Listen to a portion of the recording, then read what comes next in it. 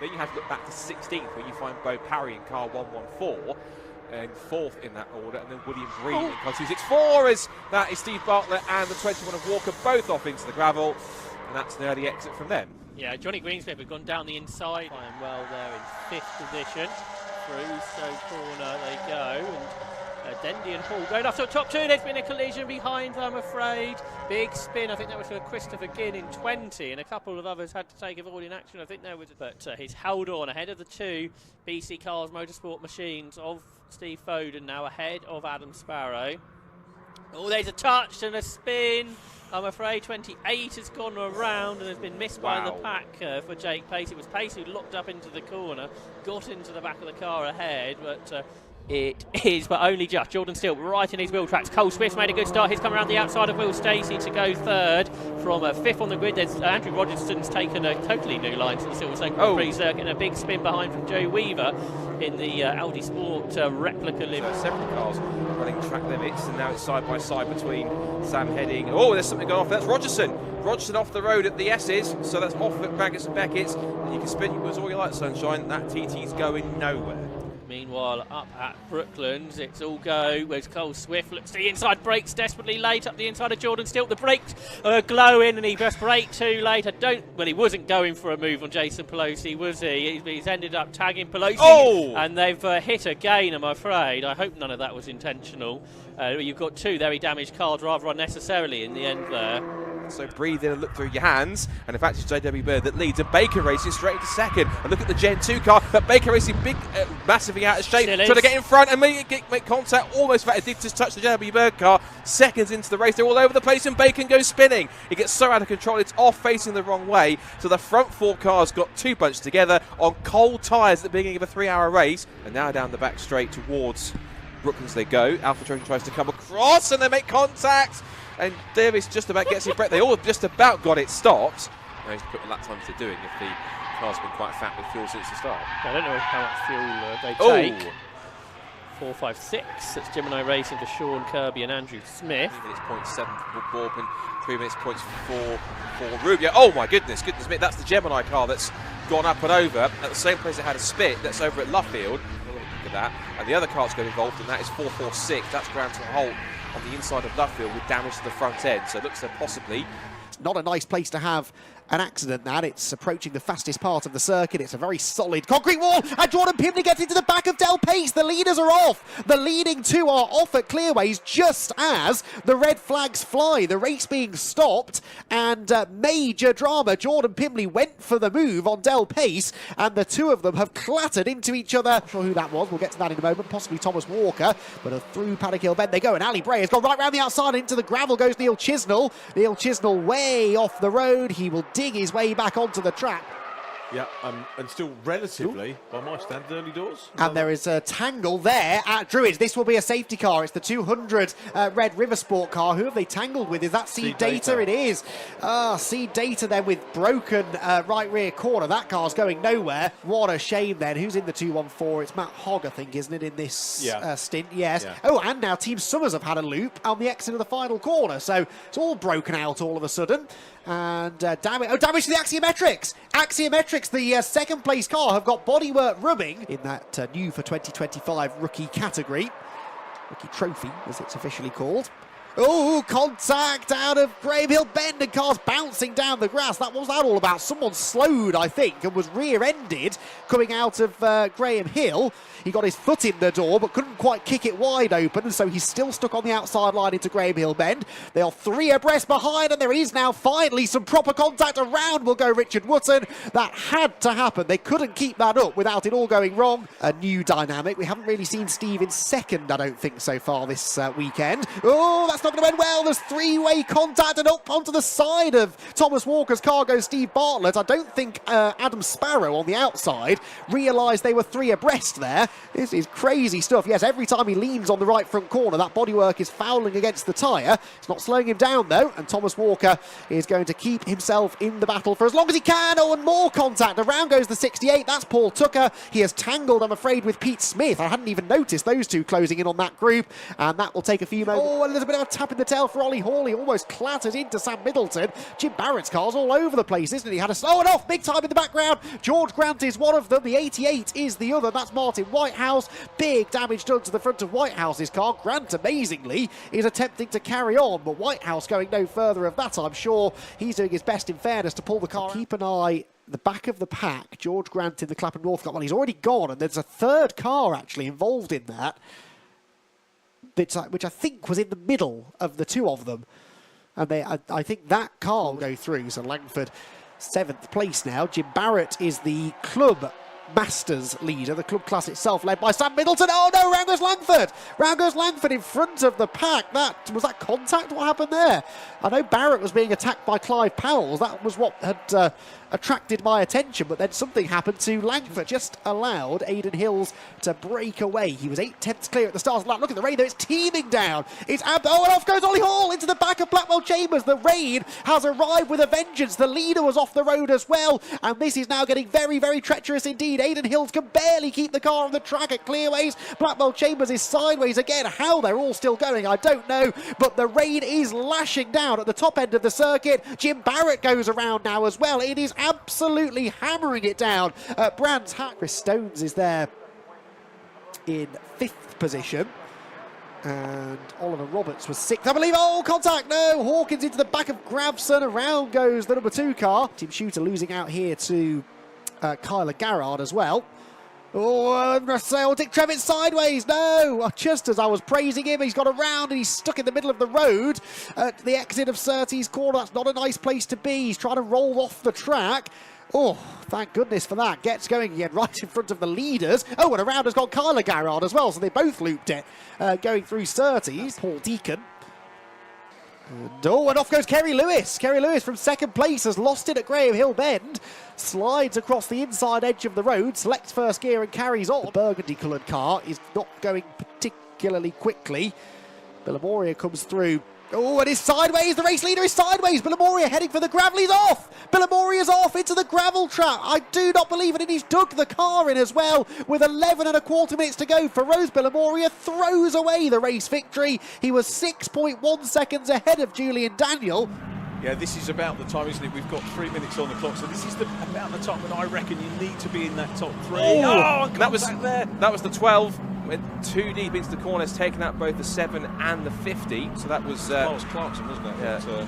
Yeah, that was Clarkson trying to get up the inside. Unfortunately, leading supercar challenge drivers onto the tail of the grit car field now. Will create a few headaches for the likes of the shorts. Speaking of headaches, this is rather a mess into the club chicane.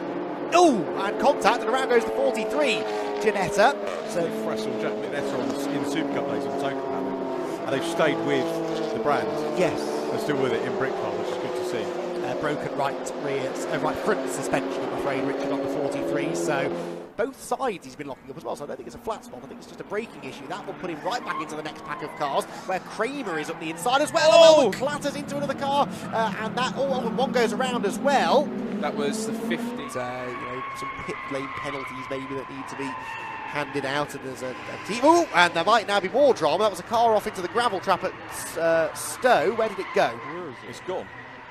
Oh, there it is, through the dust. to the left, there we go. There we go. It is 427. I'll tend to, I'm a night owl anyway, and I love motorsport, and I love motorsport in particular, and that's not loving at all. That is 393 getting a tap, I think, from Team Insane up the inside of them, with a boot to the right foot, plenty of wheel spin, and away it goes. A few different ones, obviously pick up the stories if you can, as and when they unfold. But still Alpha Trojan out front. 34.9 seconds is the gap now, and there was a little bit of contact on a wobble. 581 car, I think the motorsport volunteers, thank you very much once again. Dan Cogswell was into the pits for CMR Racing and Par Motorsport. I also noticed then while we got the Shepherds are off in the Maggots Beckett's complex. That could have gone quite bad quite quickly. They've managed to get themselves clear off the gravel. He's catching that car in 3rd place. He's got 1 minute and 8 seconds to do it, and he is working his way through, and the EMAX car has gone round in front of him. That could have gone pear-shaped. Car 343. very close. That was so close.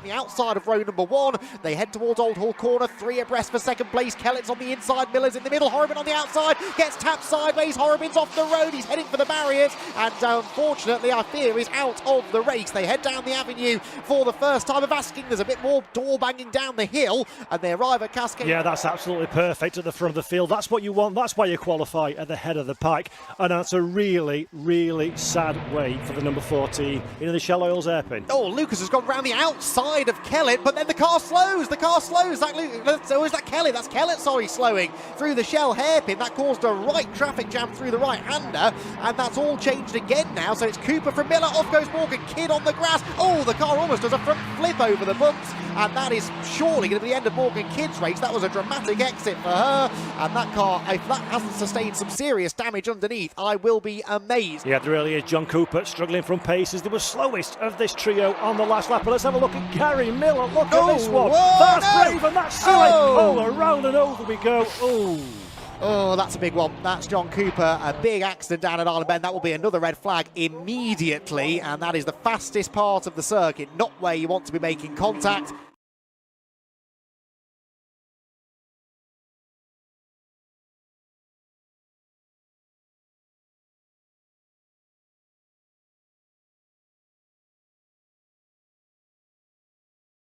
All stitched together for 4 hours is exactly the body language that everybody's showing us. Look at this one. Oh, that's not good. That's not a nice place to make contact, and Bonamy Grimes gets well and truly shuffled out of the order, and there's further contact, and off he will go properly now. There's damage to the suspension of the car with whom he tangled. Who was that tangled with the Red River Sport car? That car's got collapsed left rear suspension. Very fortunate that wasn't a bigger accident for the 200. The outside line, it's just convergence. 2 cars converging on the same bit of racetrack, but that's not the hard one, Andy. This is the one that counts in a moment. Yeah, that was Charlie Hart, former Ginetta Junior racer, to the inside. You've got to give them a wide berth, and there, unfortunately, as Bonamy was catching the slide, the second car had nowhere to go. I think it is the 220 that was on the inside line, that car being piloted by Barry Thompson. So I think Millie Hart will hold on to the lead on the inside line. Will she? There's a bit of leaning, but yes, Millie Hart manages to hang on to the advantage. That was Danny Harrison peeking to the inside for fourth position, and around he goes. Does he? Oh, he's lost it. Danny Harrison back into the pack out of Old Hall Corner, and that is going to be a sizable incident on the avenue, and that will be a race stoppage almost for certain as the rest of the field make their way down the hillock. There is the scene. So Harrison's car going no further. I think that's Claydon. Oh, and the 27 machine as well. 27 of Adam Wright. So 2 of our front runners in the Compact Cup involved in that one, and that is a real shame, Paul. Into Old Hall Corner, and looking for third position, it's Gary Miller who holds on to the lead. It will be George Foxlow who stays second. There's a cloud of dust, there are cars on the grass, there are yellow flags, and once again that little moment that he had a lap ago at Old Hall Corner, he might not take such a tight line this time into the first right-hander. Meanwhile, it's George Foxlow right over the grass at Druids. That was ridiculous. How did he save that? George Foxlow completely off the road on the inside at Druids Corner. I don't really know how he got there, to be honest. He just seemed to drive to the inside. He was given a bit of a squeeze from Sean Reynolds, but look at this, Paul. Oh dear. That was almost straight to the scene of the accident and some tears to be. Maybe Ben Spencer's had the better start. He's got his nose ahead. He's on the outside line. They drive onto the cement dust. Hold your breath. They're 3 and 4 abreast in the pack. Inevitably 1 or 2 end up wide over the grass, but I think largely, oh no, there we go, contact further back, crunch a car into the barriers, and it just wasn't ever going to work, was it? Now the timing screen says no green flag lamp. Yes, thank you. Through Old Hall they go. Fingers crossed this time it's a cleaner run. Once again we have a couple of those. There's a car heading for the barriers. Oh, and it's one of the C1s in the wall, and another in the fence further down. And another. Oh dear, well that's it's going to be another stoppage, I fear, isn't it? Certainly at least 2 cars off at the side of the road. Lead again. Oh, this is even worse than the last one. We've got cars in the middle of the track. It's like Macau. Oh dear me. Well, yes, there is a proper track blockage there. 101, I think, is the one that's... He has indeed, Scott, and you know, this is Jordan Pemberley looking for his 3rd race win this season. Oh, and a big moment there for the 99, and it's caused 901. That was Privet, Simon Privet. Well, they'll actually have another 2 races tomorrow, 1 in the morning, 1 in the afternoon. But it is the case. Oh, sideways! That's the championship leader. Oh, dearie me. The 27 just went... Ollie Hall just completely lost it. That he can just come into this car and just absolutely feel at home. and be as competitive as he is at the minute. And oh, the number 10. Oh, that's right. It's just gone off. He's done exactly the same as Ollie Holt did just the last lap around. He's a former champion. Oh, and that's Adam Sparrow. Adam Sparrow out of it. So the double vice champion. Problems to Adam. Now, you saw something go on, I think, at the start of Fifth Straight. Was that possible contact or a skirt? Oh, and around goes the 14. It's Connor Clifford off the road as well. So 2 of the front runners off already in half a lap. Towards Melbourne Loop. They're scuffling amongst each other, but down towards the final corner at the end of lap number 2. Feels like an age here. The heading has got his way through. Luff elbows himself wide. There's contact. Around goes heading in front of both Stilp and Luff.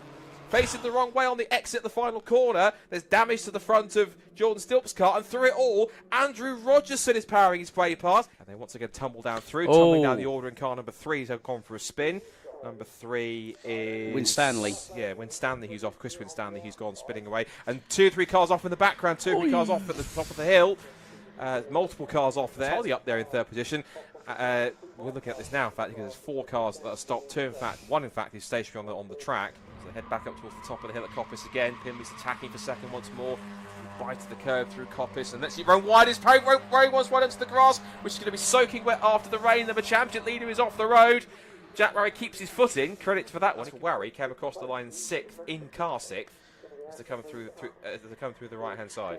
Oh, and there goes. That was a big pace, and he's off. Pace, almost went into the back of Jordan Pimley. Skips through the gravel. That's his chance of a victory gone. Even a podium. Last time. It's been a very eventful day in the MX-5 Clubman Championship for Jordan Pimley. And the drive, there's contact. Round goes Johnny Greensmith off onto the outside grass. He loses a podium place. That might have to be looked at afterwards. But in the end, it's going to be Jordan Pimley who takes the victory. Jack Warry takes 2nd, and Martin Tolley gets 3rd.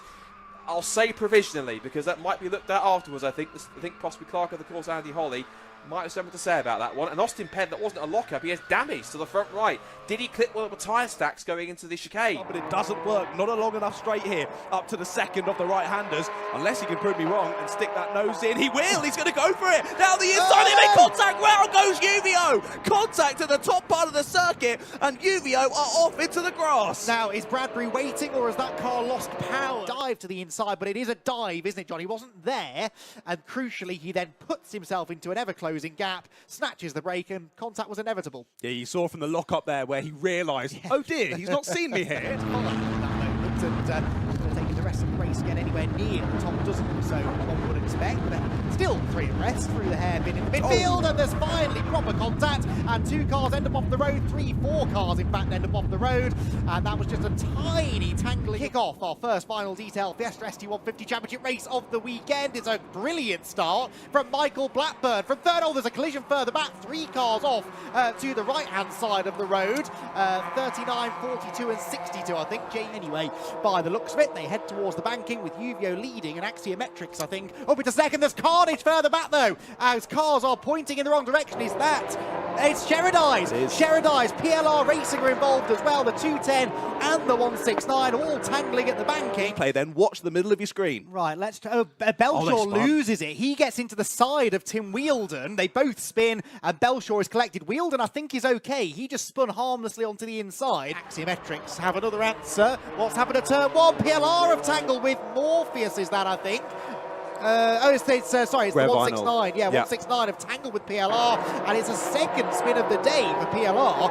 And miraculously, John, I think it's the 2nd one. They're going to survive relatively undamaged. Screen, you're seeing a battle between Axiometrics and Red River Sport. This is for 8th position, and a very feisty defensive move. Rejected a spin. Around goes the 103 car. That was a late move, in fairness, from the 103 across the nose of the Red River Sport car. And the car has briefly stalled. Thankfully, they get it fired up. Oh, and was that Doble slowing? I think Doble did maybe miss a gear or something. Coming out of the corner, and there is now 3-way contact into Church. They just about gather it together, but that was Christopher Doble, whose car suddenly seemed to slow. Someone's picked up a marker post on the inside. It's all started to kick off. That was the number 55 car of Bobby Home. Like Christopher Doble, who'd fought so hard to get back into the front of that group, and then threw it all away. Yeah, that was a tough one. There's more contact at the top. That was a big one for Lindley. He did well to hold that one and kept it down on all 4 wheels. We're going to lose a lot of time and a lot of places with that one. It just closes up there at the apex of Rocket. Thomas Merritt looks as though he's on course for a 2nd win of the season. Oh, contact further back. That's Tom Oleski around. That is up towards Rocket. Oh, and another car's gone straight on into the barriers heavily. And so 3 of them, I think, potentially involved in this. Not sure what triggered that, but there are 3 cars in the fence up at the top of Rocket. Oh, in the T240s, driver missing a gear out of that top section of the circuit and having a poor exit, and thus having an issue. We've got a spinner at the final corner, though. 1 driver off into the grass in a Fiesta ST150 race. It's so exciting. So far this weekend, we've got a driver off on the infield there, the 83 that is, going off. That's Sophie Kinghorn off to the inside and going all the way down the banking. She might end up cutting the hairpin down there and trying to rejoin. An odd place to go off, though. There must have been a bit of rubbing as they got to the exit, and she got speared off to the infield. You can see there Lee Barron as well. Planted his right foot on the throttle and still came out of the banking with the race lead. Looks to me like Kellett's made some good progress. He's gone through. Oh no, he's off! Kellett's off! The championship leader, he's off the road. Yes, it is Alistair Kellett sliding through the grass. And what happened to Alistair Kellett? I was just saying, was that a problem? Was it a missed gear? He seems to have picked up speed again now, but it's cost him a position or 2. As here, they continue to battle, and there's finally contact, and the front nose cone goes flying off Vincent Jay's car, and that was just a tiny bit of contact. Slender lead, though, over George Foxlow, and the battle for 3rd is almost side by side. Look at that, very late on the brakes. Dylan Davis, that gap is going to close, surely. There's a big squeeze, and Dylan Davis ends up wedged in the middle of Foxlow and Sam Watkins, and somehow comes out of that with 2nd place. How has that not been a monstrous accident on the first lap of this race? Unbelievable. Watkins has a definite run now as we head to the last corner. Blackburn will have to cover the inside, to the outside will go Watkins. Dowell, a little bit of... Oh, what was that all about? Graham Naylam has had an altercation there with Sophie Kinghorn, who ended up pointing the wrong way, and there really wasn't a lot that... Clean start from the front row. It's an equal drag race so far between Jack Harding and Will Blackwell Chambers. Into 3rd place is already slotted Kamal Kelsey. He's got the best of it, and there's 2 cars that come together in the background. One is Clive Powers. I can't see the other one involved, but at least Clive Powers is involved, and he will go, looks like, at least no further than the pit straight. A couple of the cars running wide. Charles Budd closing back in on Ross McCarr, whose front left headlight has gone a little bit further away. But look at the scramble here. Oh, there's drama, and more drama for the number 40 of Weaver, Joe Weaver, stuck on the inside of Goddard's. Possibly go up the inside of the old hairpin. Wasn't far enough. Well, wasn't close enough behind to make the move. There's going to be a move here. Attempted. Oh, the number 7 goes around. That's Dorr, and he's pointing the right direction. Is that beached in the gravel? If he doesn't wheel spin the tyres, he might be okay. With Steve Foden and Adam Sparrow chomping at the bit right behind him into the Goddard hairpin for the 2nd to last time. Oh, there's contact! Adam Sparrow went down the outside of Ali Bray, gets up onto 2 wheels and holds onto it for the time being. He carries on somehow. But what on earth happened there? I think Sparrow tried to go down the outside. As they head towards Tower for the first time on the safety car. There's contact and they go around. Burt makes contact on the back end of Vlad Vasiliev's car, and the Burt car is out. Safety car may well breed another safety car here, but high drama. They go down into Clervaux for the first time. A little bit of a change behind as GCI make a move up the inside. He has, but he's going to keep it going. Oh.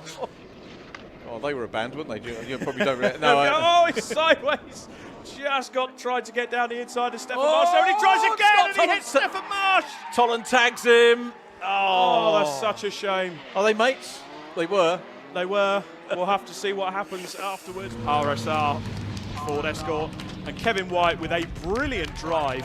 4th place. And for me, there's more contact. James Allen's around, and that is Scott Tolan. They've had more contacts around the complex at the back, and Stefan Marsh goes through to take the place.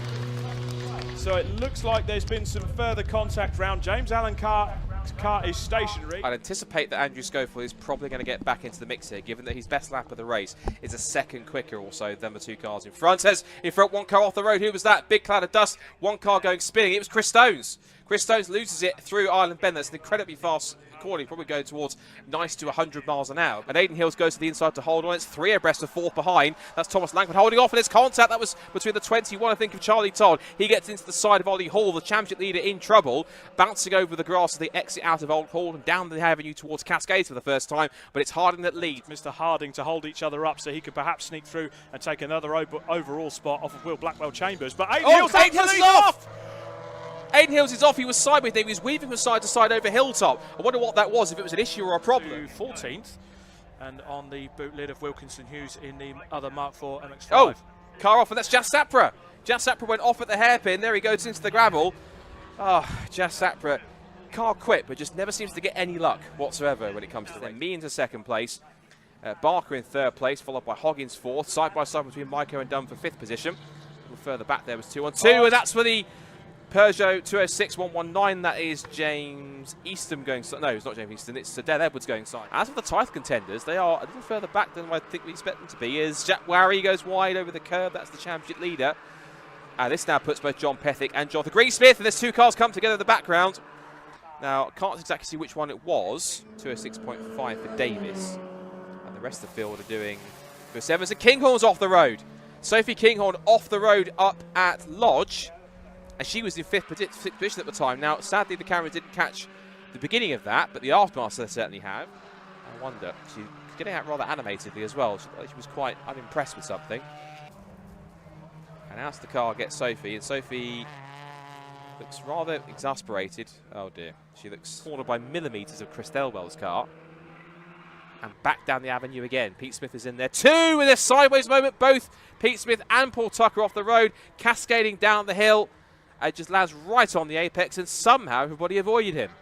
Yep, a top 5 finish. And look at this. Further back, they're all over each other. That was Conor Clifford showing Andre Balliot over the edge of the road. It's nearly 3 abreast the approach to Lodge, and there's contact. And it's Harry Storer again that goes out wide. This will give Paul Tucker the chance to get through. They're going to be side by side in the approach to the checkered flag. And out of all of it, it's going to be Conor Clifford. And as a line together, could be 3 abreast. Up to Balliot, it's going to be Clifford, Seal, and a Balliot across the line they go. He's gone past 2 or 3 rows. It's going to be practically 3 abreast down towards Old Hall Corner. Gets boxed up by Lotus. Round the outside into the lead goes Tim Evans. As they come through, oh, there's one car bouncing off wide, 2 cars wide onto the grass. Can they get through without too much trouble? And picks off 2 for the price of 1. Excellent stuff. So the Audi TT with the momentum into Old Hall Corner. And it's not 2 for 1, in fact, because, in fact, Richard gets a little nudge of the tail for Simon Sheridan. Can he save it? Yes, he can. Just about. That was almost a massive tank slapper into the barrier. A 3rd place for Jake Pace. James Seal 4th, Harry Dean 5th. This is Schnellingers on the last lap, and off into the barrier goes Adam Lawrence. And it was side by side with the 59 of Kevin Bird, and, well, another lightning getaway from Blackbird. He's up the inside of Foxo for 2nd place, but he sits back as Foxo turns across. A little bumping and boring there, I think, between, looks like it was Beckett and Blunt through turn 1, and someone car sideways. One car very sideways, spinning 360. Can he keep it off the barriers? Yes, he can. I think that was 14 Mark Webb that went spinning, I saw in the